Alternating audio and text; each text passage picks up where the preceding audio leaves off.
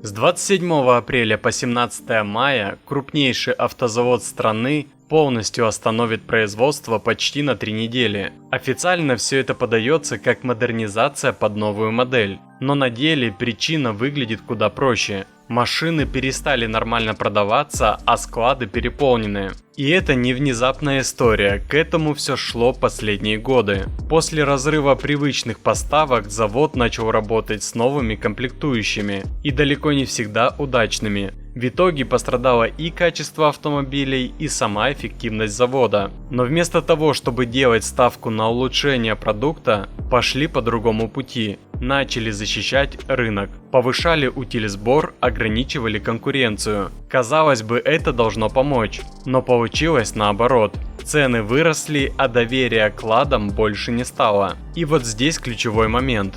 АвтоВАЗ больше не в дешевом сегменте. Его машины уже стоят как люксовая покупка, а значит, к ним и требования другие. Люди начинают сравнивать, выбирать, считать деньги. И все чаще приходят к выводу, что за те же деньги можно взять подержанную иномарку, но с более понятным качеством. Особенно это видно по росту ввоза бэушных автомобилей. Рынок быстро подстраивается.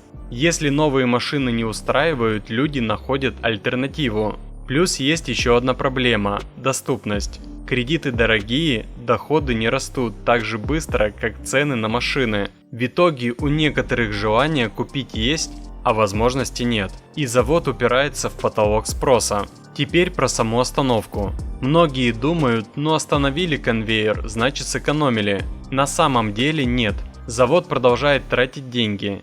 Зарплаты, обслуживание, электроэнергия. Все это потом закладывается в стоимость новых машин. А значит, после продолжения производства они могут стать еще дороже. И получается замкнутый круг. Машины дорогие, их плохо покупают. Из-за этого падают объемы. Растет себестоимость и цены снова идут вверх. Отдельная история технологии. До сих пор остаются базовые вещи, которые завод не может полноценно закрыть. Например, нормальную автоматическую коробку передач. И это уже не вопрос будущего, это стандарт, который ждут покупатели сегодня. Внутри накопилось слишком много проблем. И главный вывод, который делают эксперты, сам завод их уже не вытянет.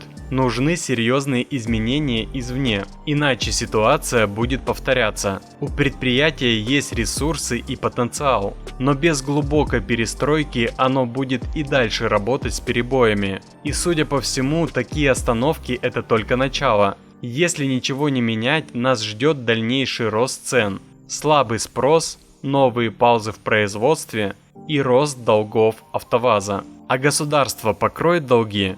Да, но резервы Минфина не безграничны. Думаю, в экономическом блоке понимают причины проблем АвтоВАЗа и видят разрыв между предложением и платежеспособным спросом. Но на заводе в приоритете подход сделать автомобиль любой ценой. Все упирается в простую вещь. Если цена и качество не совпадают с ожиданиями людей, никакие меры сверху не спасут. Рынок все равно расставит все по своим местам.